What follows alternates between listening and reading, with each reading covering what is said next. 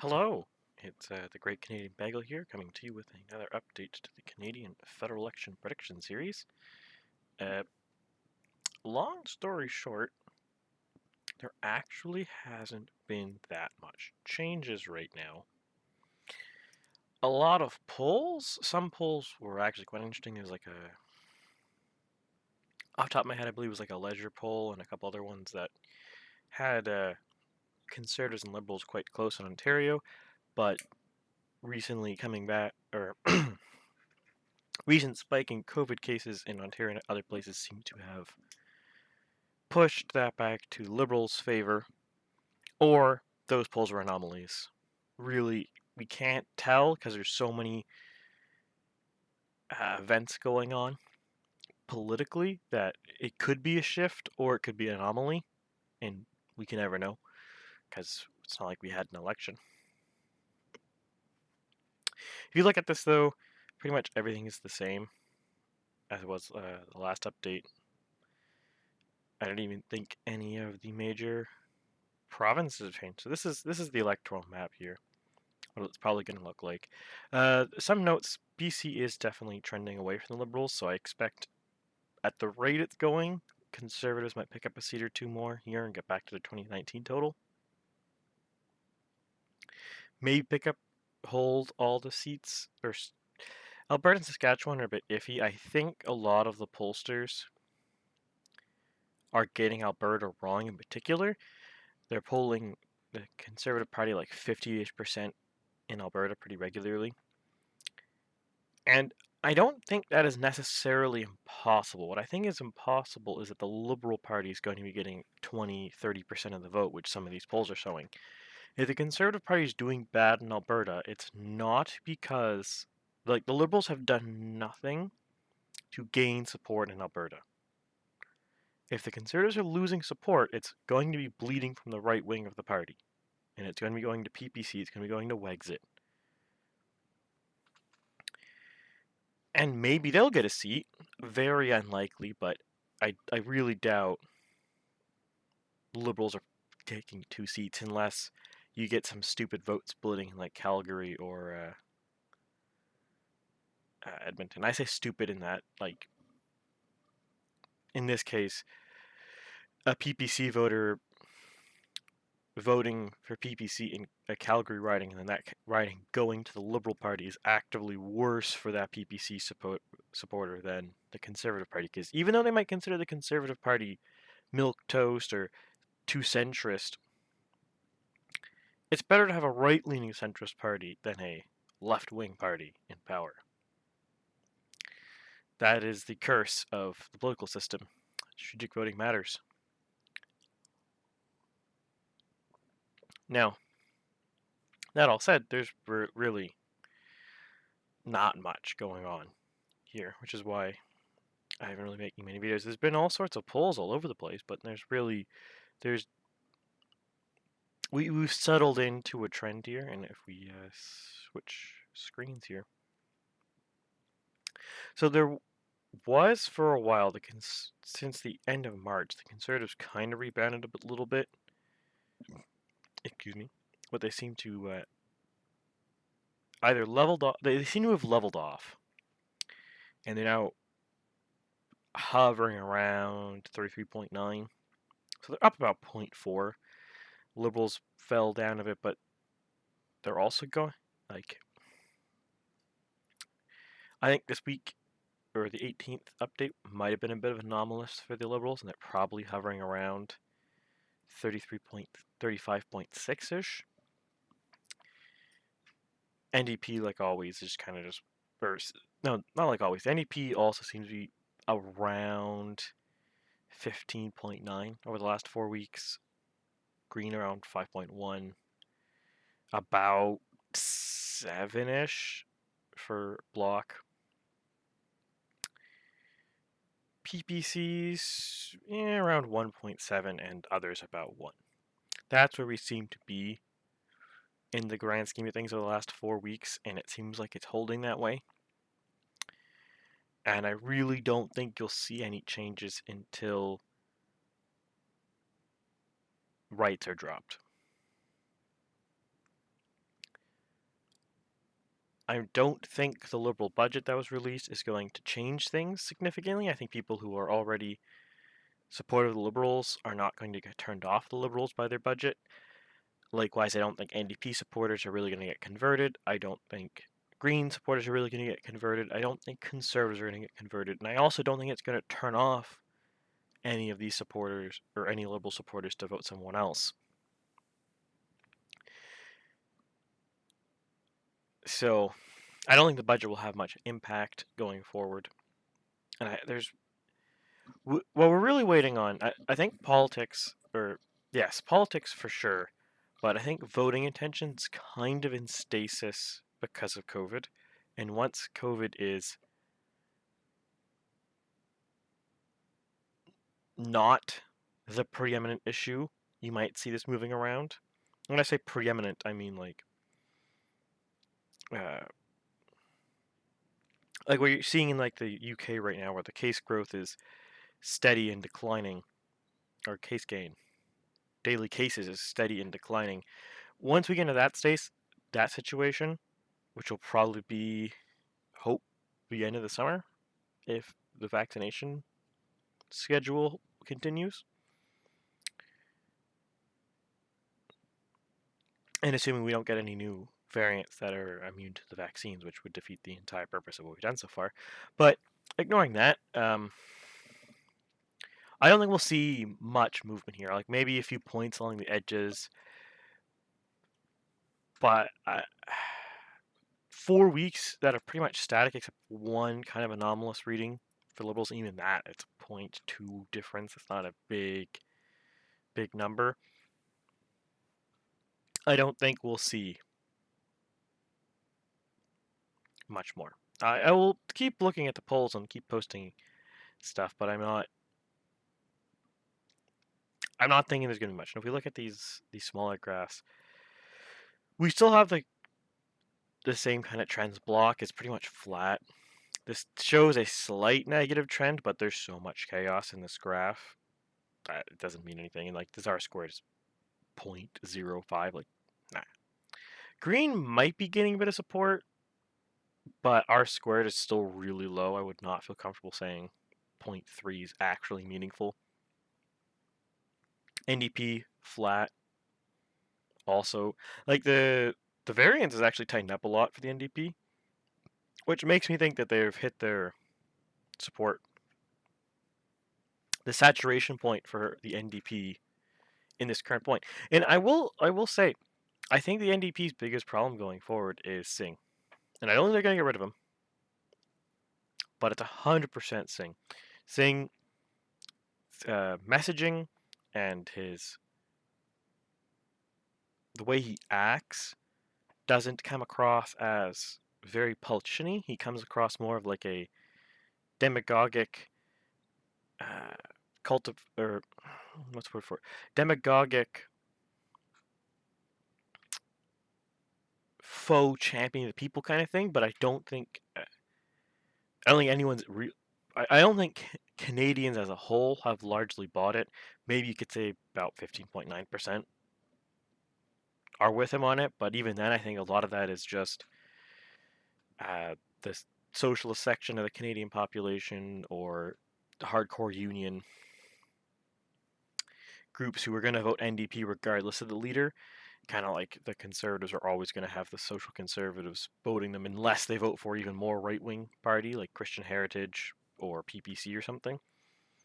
Like that's always going to be a voting block with the party.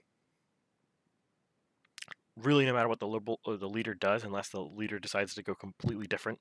Like I guess if Singh decided to go super right-wing, he might lose the socialist and the union leader, or the very hardcore union, but it's very unlikely, especially with how he's portrayed himself. But I think he has hit a brick wall with this kind of portrayal of how he acts and how he goes forward. And I don't think he's going to see a breakthrough.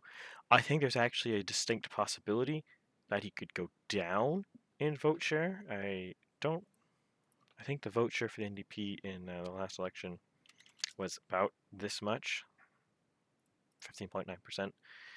Let's see, about 16. So he's basically hovering around his 2019 vote total with no gain, no loss.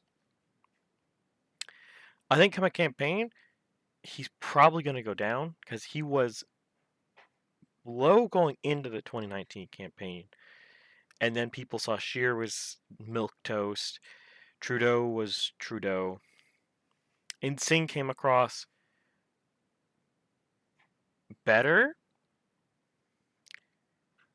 but at the same time, it was still a disastrous performance. Even though he did better over the course of the campaign, the NDP still lost vote share. They still lost seats, and maybe they can hold the ground they currently have left, but I don't think Singh is going to do it. And one of the big green things that wrinkles Singh, right, is he comes across he portrays himself as he's too performative. He doesn't come across as genuine to me. Maybe to the demographics he's targeting, he comes across as genuine, but it seems over the top.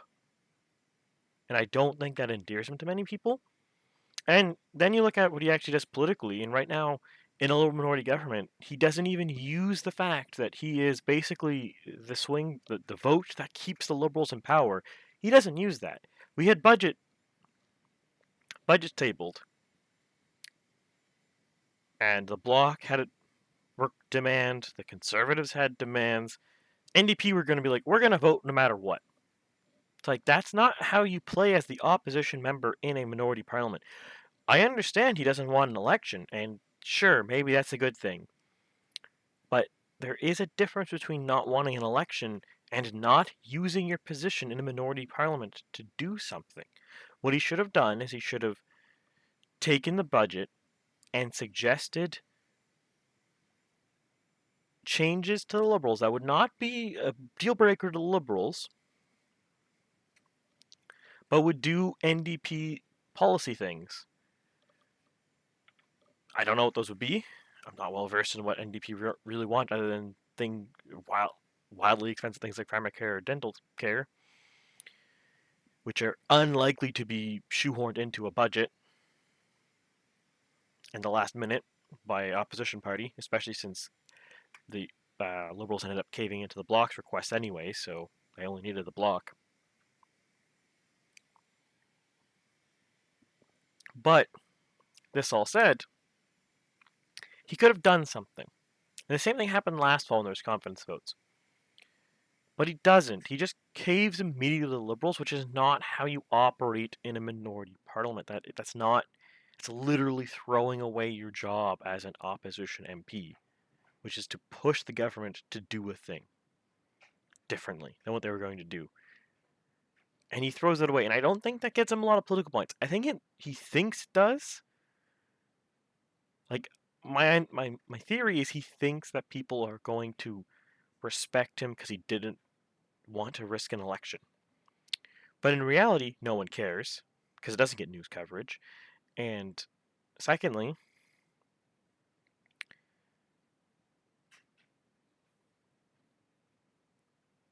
it doesn't do anything. Like, okay, in the grand scheme of things, the Bloc still voted for one of the budgets, or still voted for their budget modification.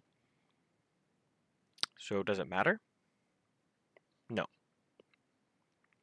The NDP didn't actually weren't the deciding vote that stopped the parliament from going into an election.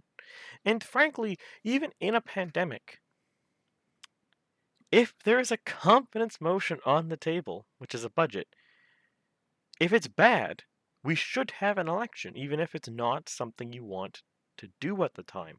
Like if the Liberal bill, it wasn't ever going to have this. Let's say it had. We're gonna kill all the ugly people. Yeah, that's something you want to vote down. You don't just give it a blanket thing. I mean, that's really extreme. But even if something, let's say they wanted to stop funding. That's unlikely to stop funding things. Let's say they wanted to provide a bunch of corporation bailout things, which I think they ended up doing. But they wanted to put a lot of corporation bailout funding on these big corps that made a lot of money. That really, to me, seems like a thing the NDP, based on their messaging, would actually want to remove from the budget. Because, I mean, realistically speaking, why are we paying money to big corporations who made a lot of money? Doesn't make a lot of sense. And it seems like something the NDP would get behind. Spend that money on, I don't know, some demographic they care about that they think that matters to them. Instead of spending on this, because I've never heard the NDP not say yes to spending. But there's a lot of things he could have done, and he doesn't do it, and I think that's really going to disadvantage him going forward. And I think we will actually see the NDP lose more vote share. They're at 15.9 now, but I don't think they're going to go up. I think they've hit their saturation point, and they can only go down unless Trudeau like stabs someone in public or something really awful that would make everyone decide. Like even his hardcore supporters hate him. Assuming his hardcore, like he doesn't do anything that egregious, so publicly awful that you can't even justify it. I think Singh's going to lose vote share. Especially to probably people voting, what would this be, seventh party? Seventh party voters? Maybe they'll break to the Liberal Party because the Liberal Party actually does stuff. Maybe they'll break to the Green Party. The Green Party seems to be gaining some support. And in Atlantic Canada, looks like they are leading the NDP in New Brunswick and PEI, like firmly. Like the NDP looks like it's going to get wiped out of New Brunswick if we scroll back over here. Like 6% and 5% in those two provinces. That's disastrous showings for the NDP. Whereas Green Party's firmly second place, and actually some polls have them third place. They're firmly third place, and some polls have them second place PEI. I think I saw one poll where they were nearly first place in PEI. I think that was probably anomalous because the PEI polls have a really small sample size when they exist. Like we're talking like 30, 40 people kind of thing, so they're not the best polls. No fault of the pollster, it's just the sample size is so small, you can't draw much for it. On the flip side, I think the Bloc has probably hit their saturation point. I don't really think we're going to see much more from them. Maybe some play in the Montreal suburbs. But what I see happening is the Bloc has two strategies going forward here. They can either defend their right flank or defend the left flank. Because the Bloc is a weird party in federal politics. So, for the most part, the NDP, the Liberals, the Conservatives, even the Greens, and the PPC, they all follow the North American party conventions. The Bloc is like a European political party. Now, for those of you not really well following this or well versed in it, which I feel like is probably not too many people who actually watch these videos because I'm a pretty small channel. I presume everyone watching this is probably more informed than the average person. But regardless of that, so North American parties and European parties are a different political axis. So in a different argument, so European parties, this is a huge oversimplification, by the way, but I don't want to go on a whole video, like a whole big description of this. This is just oversimplification. European parties are more concerned about economic policy, i.e., socialism versus capitalism, and not so much concerned about role of state, whereas the political parties in North America more discuss the role of state, if that makes sense, and more socially focused. So a right wing, like you get the classic thing where people in Europe will say the Democratic Party in the US is a right wing party because they are, generally speaking, not socialist. And yes, that is technically true. They are not socialist, generally speaking. But in the US, spectrum, barring fringe elements on the left, socialism isn't a thing that anyone advocates for, really. It's growing a bit, the advocation for it, but it's not a mainstream or anything movement. Maybe get the odd politician can get elected on it, but it's not. Right, really, North America is just U.S. Canada, but U.S. and Canada are basically the same country, culturally. What you see instead is it's more about social issues and role of how big government is. Where the U.S. is really easy to see this. Republican Party is a capitalist party that wants a small government with some asterisks, and the Democratic Party is a generally capitalist party but wants a big government with some asterisks. In Canada, you have the NDP, which is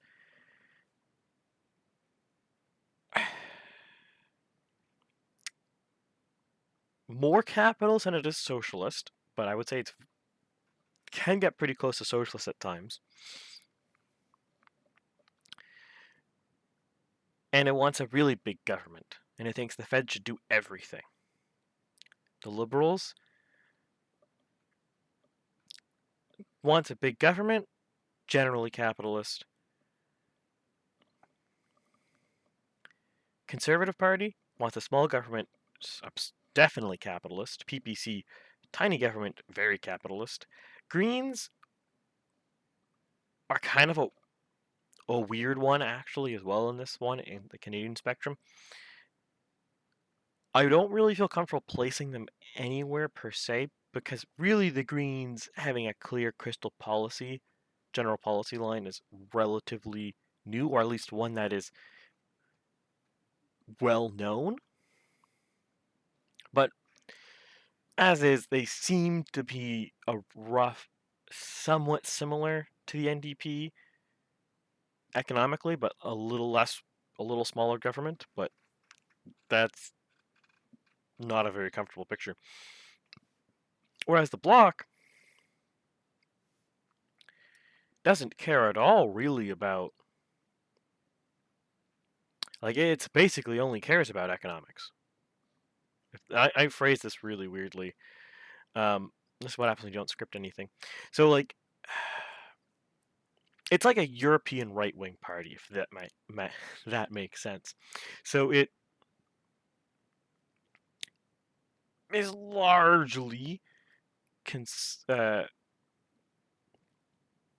still more capitalist than it isn't. I would say North American conservative parties are much more capitalist than European ones, on average. I mean, the average of North American ones is basically just 2, maybe 3 parties, if you really consider the PPC a serious party. Serious, I mean, they don't have any seats in legislature, and they were close to getting one, to be fair to Bernier.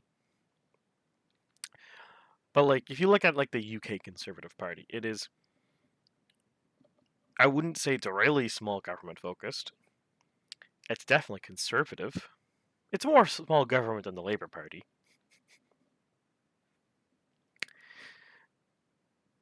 But the main argument with the Labour Party is about economics. And so you take the UK Conservative Party, right? And you remove it from the UK and you put it in Quebec. So you removed an actual socialist party. Sometimes the Labour Party wasn't socialist, but right now since Corbyn it's pretty socialist. And you remove it from that context, so all the parties are basically all capitalist. All you're left is, like, a party that is kind of like in the middle of the Liberals and the Conservatives economically, and its only distinguishing factor.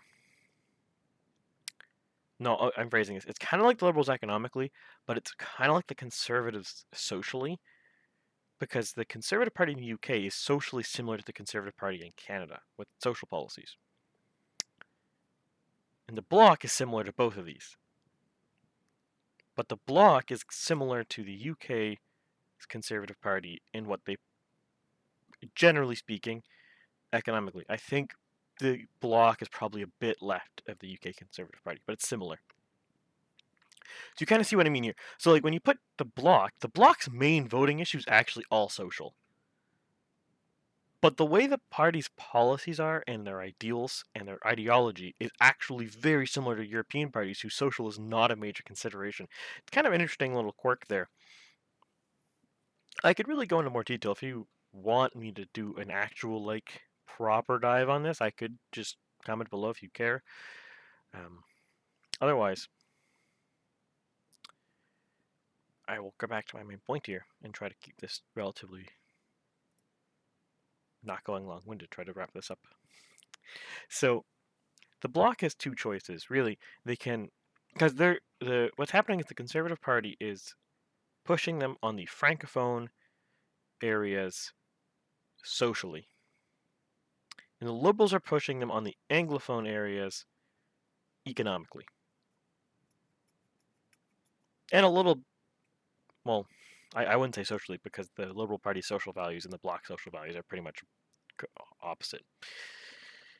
And when I say social, I mean, I think that should be clear to anyone watching. It's not, if you really care about me talking about what the difference between social and economic in this, I can make another video, but just comment below. But generally speaking, that is the dichotomy. So the Bloc can try to contest the Liberals economically and try to gain seats in Montreal, but to do that, it also kind of has to sacrifice some of its social position because Anglophones in Montreal are not happy with the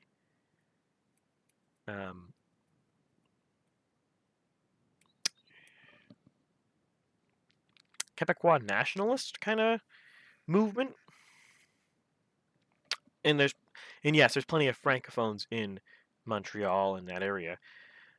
But the Bloc gets a lot of them already. The Conservatives also, the other parties also get some of them. So you can try to contest those, but by doing so, they're probably going to lose voters in the rest of Quebec if they shift their economic policy much more left. Because, well, I think you're gonna like your voters in Trois-Rivières, for example. They vote NDP or they vote Bloc last election, and I think if they Bloc moved more left economically, I think you might see Bloc voters in that area switch to the Conservative Party, especially with the way the Conservative Party is acting on a lot of grounds. They're really appealing to the Francophone population of Quebec. Like, for a really big example, the Conservatives are like, we are not going to touch Bill 21. That's an entirely Quebec issue in the courts. That's not federal. It's not our responsibility. Trudeau, on the other hand, is like, it's 100% our responsibility. And actually, I said earlier that there's not likely going to be anything big coming up. The response to Bill 21's appeal, and if whether Trudeau does anything, could actually be a big thing in Quebec for him. He could actually lose a lot of ground in Quebec, depending on if people will hold it against him. Hard to say. So yeah, the Bloc could move left and try to contest Liberals in Montreal, which in the short term is more lucrative seat-wise. But in the long term, I think they will lose a lot of seats to the Conservatives.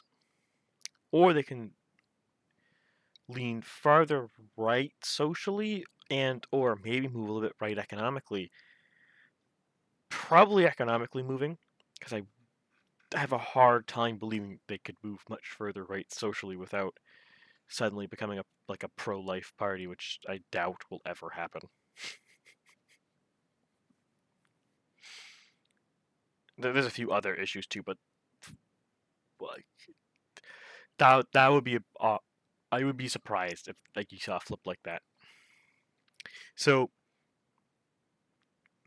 they could do that and try to contest the Conservatives, or they can move left and try to contest basically they can move their economic policy to try to contest the Conservatives or Liberals, and I think they have to pick one of them.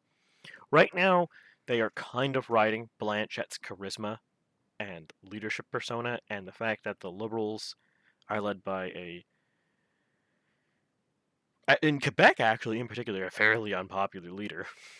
I think it's something like 50-60% of Quebec would say they'll never vote for Trudeau. And the Conservatives keep running pretty milquetoast leaders. Frankly, actually, Harper was also himself milquetoast, but he managed to win. Sometimes milquetoast can win. Who would have thought? But I think you really they have some choices there, and I think you also do have another driving force behind the pushing the bloc. I think the francophone voting bloc, from the polls I've seen, young francophones are getting more conservative faster than young anglophones. So that will really put pressure on the bloc there. And I think that might be enough pressure to make the bloc eventually transition to a right-wing party. Like you look at Coalition Avenir Québécois, that's a right-wing party. Right-wing for Quebec, I should say. It's debatable how right-wing it is for the rest of Canada, but Quebec is a weird... It's different than the rest of Canada. And actually, Quebec is different than the rest of Anglo-North America. I mean, it's very different. There's a huge cultural divide there politically, which is why you see Quebec always being a, for lack of a better term, a problem child in Canadian politics, because it's not it. It's about a quarter of the country, and it has a different view on everything, more or less. It acts differently, it treats itself differently, it has different values, somewhat. It has a lot of the same values, but as the wise word, I can't think of the person who said this, but the people you hate the most or disagree with the most are the ones who are almost you. And Francophone Quebecers are very similar to Anglophone Canadians. But there's a few things that are very different, like they're very secularist, generally speaking. Way more so than the rest of Canada. Ergo Bill 21. They're very assimilationist. They're very nationalist. And not even necessarily nationalist as in they want Quebec to be its own independent country, but that they want Quebec to be Quebec. They don't want Anglophone Canada to change Quebec. They don't want immigrants to change to Quebec. If either of those groups come to Quebec, they should assimilate to Quebec culture, become the Quebecers themselves. So it's a very interesting province on that regard, and that's why, in a way, it is the wild card province. It could really go anywhere. BC, I think, could vote. You're better off like 8 times out of 10 if you bet on the Conservatives getting the most seats in BC. You're right, at least going forward. Maybe 10 years down the line they might change, but right now, bet on the Conservatives leading in BC, barring the Conservative leader doing something terrible. Quebec could vote anywhere. If they're tired of the bloc, the NDP could be leading in Quebec. They could lead with the Conservatives in Quebec if a good Conservative leader comes in. Good for Quebecers, that is, that Quebecers resonate with. Or the Liberals can lead in Quebec, which they are right now. All three of these things has happened in the last 40 years. That's in living memory for most people who are voting. So, the province can pretty much go anywhere. And I will note, sure, it's been since it was the 80s when Brian Mulroney was winning majorities in Quebec. And by majorities, I mean, yes, majorities federally, but like almost all of the votes in Quebec, or all the seats in Quebec. I don't think that's an unattainable thing for a Conservative going forward. The big thing, though, is you see Conservative leaders kind of take Quebec for granted. And when I say that, I don't mean for granted like they take Alberta for granted. They take Quebec for granted as in they can't win it. So they don't try. I think the Conservatives, they went through like one prime example that all parties kind of do is they just kind of gave up on getting Quebec to sign the Constitution with Meech Lake, which is just a. I could go on a whole other rant about that, but basically, as far as I'm concerned, as an Anglo-Canadian, Quebec is basically our colony because they've never consented to our form of government.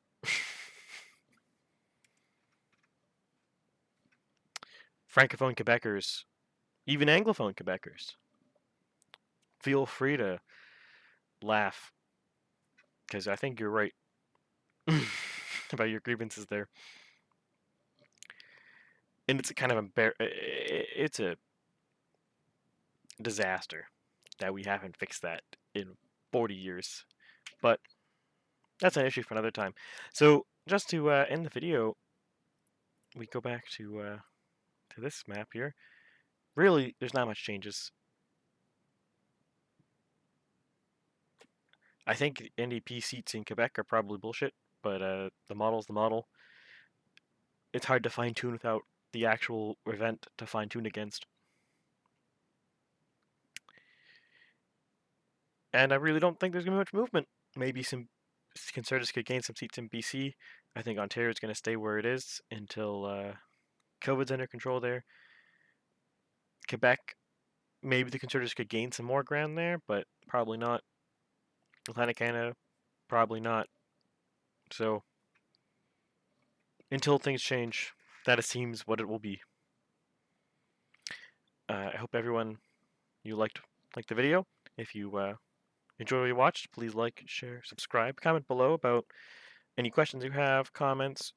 If you want me to do a particular topic about Canadian politics, or you want my 2 cents on a party or a politician or anything, I do throw all of that into these videos already, but if you want like a deeper dive on it, let me know. I can do that. As always, I do my best to keep my personal biases out. Obviously, it will creep in because I'm not a robot, and I do have political opinions. Frankly, if you want to know my political opinions, I could make a different series about that. But otherwise, hope you all have a good evening. Or if you're not watching this evening, have a good day.